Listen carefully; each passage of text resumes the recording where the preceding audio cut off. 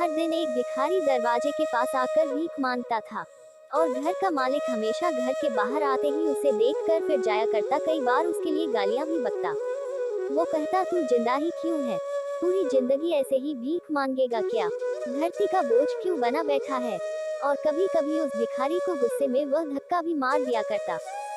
इतना कुछ हो जाने के बावजूद अधिकारी के मुंह से सिर्फ यही निकलता कि भगवान भगवान तुम्हारे पापों को माफ करे। एक बार सेठ को धंधे में बड़ा नुकसान होने की खबर मिली। सेठ बहुत परेशान था कि तभी उसके दरवाजे पर वही भिखारी आया। गुस्से में अपना आपा खोते हुए सेठ ने उस भिखारी को पत्थर दे मारा। पत्थर लगने के कारण भिखारी का सर फूट गया और उसके सर से खून बहने लगा। फिर भी दर्द से कराहते हुए भिखारी ने इतना ही कहा, भगवान तुम्हारे पापा को माफ करे। भिखारी वहां से चला गया। सेठ सोच में पड़ गए, भिखारी को पत्थर मारा फिर भी उसने सिर्फ प्रार्थना की।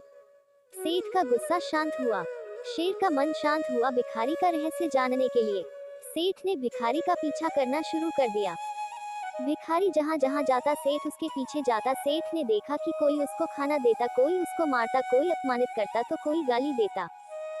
लोग भिखारी के साथ चाहे जैसा व्यवहार करते, लेकिन भिखारी सबके लिए एक ही प्रार्थना करता, भगवान तुम्हारे पाप माफ करें। अब रात होने को आई थी। भिखारी अपने घर जाने के लिए लौटा। वो अपने घर पहुंच गया, लेकिन सेठ अब भी उसका पीछा कर ही रहा था। एक पुरानी टूटी हुई खटिया पर एक बूढ़ी औरत लेटी हुई थी, काफी कमजोर और बीमार लग रही थी। वह भिखारी की पत्नी थी।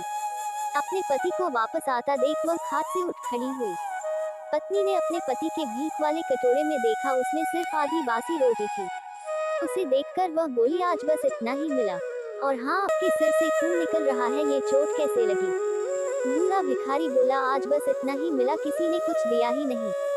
सब ने गालियां दी और एक नए पत्थर भी फेंकना, इसीलिए मेरा सर फट गया। एक गहरी ठंडी सांस लेकर बूढ़ा भिखारी फिर से बोला, यह मेरे ही पापों का फल है। तुम्हें याद है कुछ सालों पहले हम कितने अमीर थे? क्या कुछ नहीं था हमारे पास? हमारे पास हर चीज जरूरत से ज्यादा थी, लेकिन हमने कभी दान नहीं किया। और उससे भी बुरा हमने उस अंधे भिखारी के साथ किया जो हमारे द्वार पर भीख मांगने आया करता था। बूढ़ी पत्नी की आंखों में आंसू आ गए। वह बोली, हाँ, हम उस बेचारे अंधे के साथ बहुत बुरा करते थे। उसका अपमान करते थे, उसे खाने के लिए रोटी की जगह कागज दिया करते, उसका मजाक उड़ाया करते और कभी कभी मारा भी करते। मैंने कभी उसको रास्ता नहीं दिखाए। एक बार मैंने उसके मुंह पर मिट्टी भी फेंकी थी और वह हमेशा दुखी होकर यही कहता कि भगवान तुम्हें तुम्हारे किए की सजा देगा, भगवान तुम्हारे पापों की सजा जरूर देगा। उसका श्राप सच हुआ और हम इस दुख भरी जिंदगी में आ गए। भिखारी बोला, हाँ, उसका श्राप सच हुआ, इसलिए मैं किसी को बददुआ नहीं देता। चाहे कोई मेरे साथ कैसा भी बर्ताव करे, मैं हमेशा उसके लिए प्रार्थना करता हूँ। मैं नहीं चाहता कि कोई भी हमारे जैसे जिंदगी का अनुभव करे, किसी को भी हमारे जैसे दुखों का सामना करना पड़े। वो नहीं जानते कि वह कितना बड़ा पाप कर रहे हैं, इसलिए अनजाने में हुए पाप की ऐसी सजा किसी को भी मिले, मैं नहीं चाहता।